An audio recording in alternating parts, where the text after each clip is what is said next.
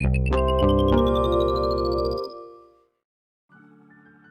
привет, мои дорогие модницы и рукодельницы! С вами снова я, Юля. И сегодня я поделюсь с вами очень необычным и красивым плетением, из которого мы сделаем вот такой вот мега стильный чокер. Это изделие есть в моем арсенале украшений. Лично я ношу его в летний период, и он очень круто сочетается как с пляжной одеждой, так и с летними платьями или рубашками. На первый взгляд плетение может показаться вам сложным, но поверьте, на практике вы сами убедитесь, что сделать его очень и очень легко.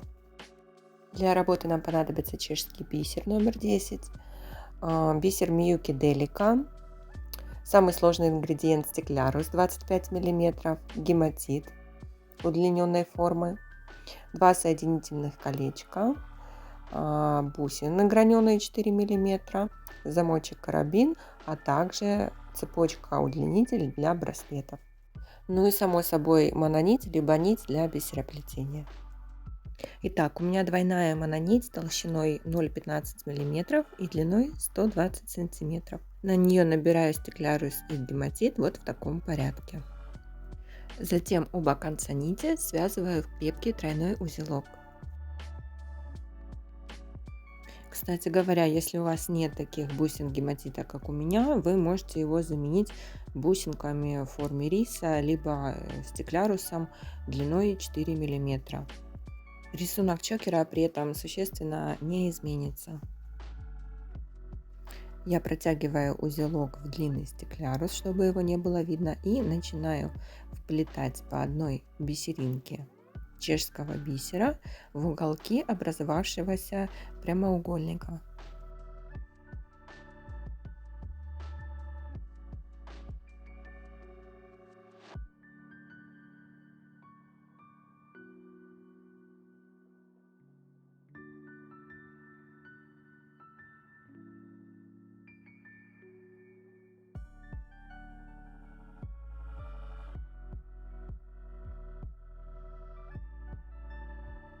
Торчащий хвостик мононити лучше сразу обрезать, чтобы он нам не мешал.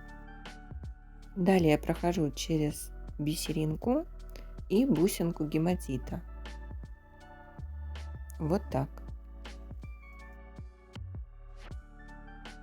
Набираю 2 бисера Миюки Делика и вхожу в гематит еще раз с другой стороны.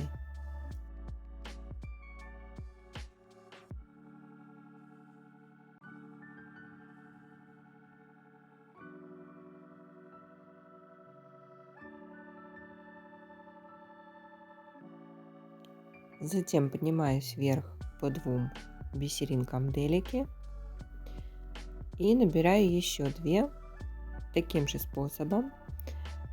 Приплетаю еще 2 бисеринки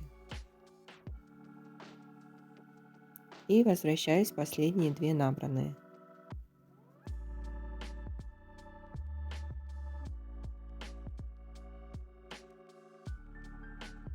Плетем вот такие вот малюсенькие столбики параллельно друг к другу.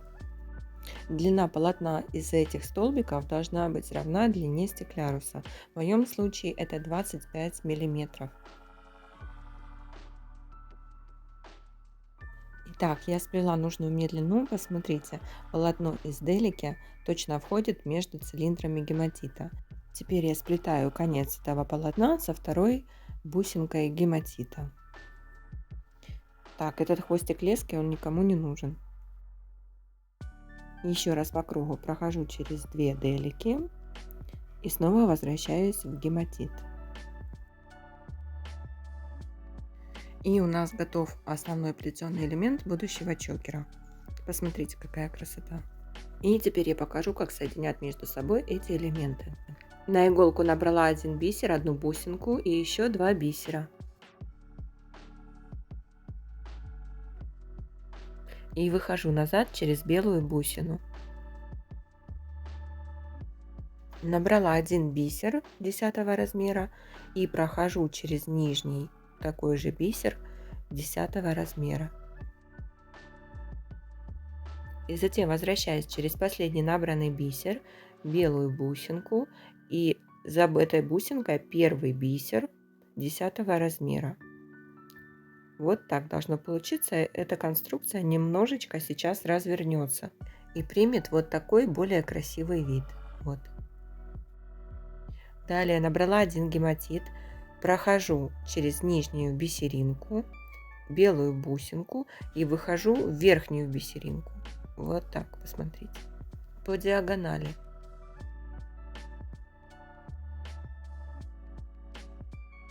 Затем захожу в угловую бисеринку сплетенного прямоугольника и из нее опускаюсь через гематит вниз. В нижнюю бисеринку я не вхожу, только через гематит.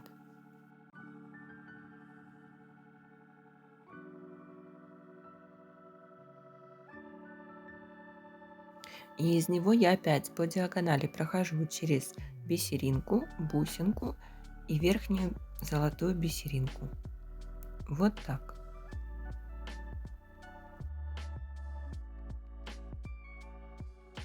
Затем прохожу в гематит сверху вниз.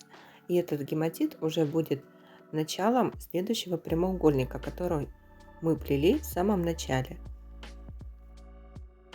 Делаю тот же самый набор: 1 стеклярус, 1 гематит плюс 1 стеклярус. Замыкаю основание прямоугольника и затем будем заполнять его деликой. То есть плетем точно так же, как мы плели первый прямоугольник. Ничего не меняется далее.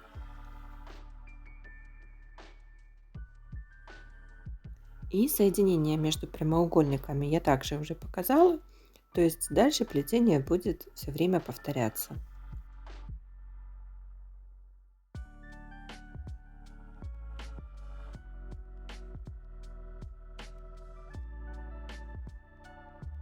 Вот сделали контур прямоугольника и теперь набираем делику, чтобы заполнить его изнутри.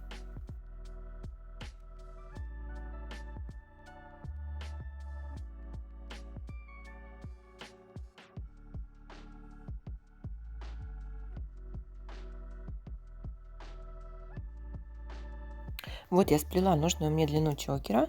Теперь мне нужно оформить его края таким образом, чтобы они оба заканчивались бусинкой 4 миллиметра. Почему бусинкой? Потому что у нее наиболее широкое отверстие, через которое хорошо пройдет соединительное колечко. Оба края чокера у вас сейчас вот в таком виде. Я набрала один чешский бисер, бусинку, и один чешский 10 размера. Рабочая нить выходит из верхнего бисера, и я прохожу через нижний гематит и верхний. И таким образом я доплела нужный мне узор из бусинки и 2 бисеринок. Желательно пройти 2-3 раза по кругу, чтобы укрепить край изделия. Повторюсь, второй край нужно оформить точно таким же способом, то есть доплести 2 бисеринки и 1 бусинку. Все, я делаю закрепляющий узелок где-то между бисеринками, там, где его не видно, и рабочую нить увожу в случайный бисер, после чего ее можно будет обрезать.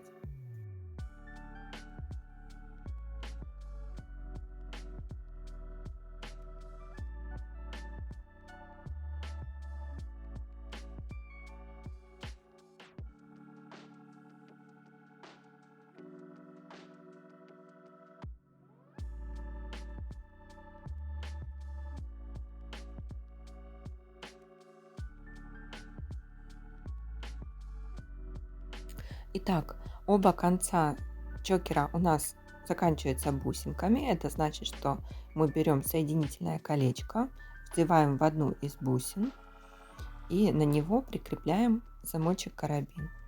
Закрываем соединительное колечко внахлёст, чтобы не было зазора между концами кольца. Если соединительное кольцо плохо входит в бусину, его нужно получше раскрыть. Так будет значительно легче. Посмотрите, я вот его практически полностью раскрыла на максимум. И теперь уже закрываю вторую часть также внахлёст.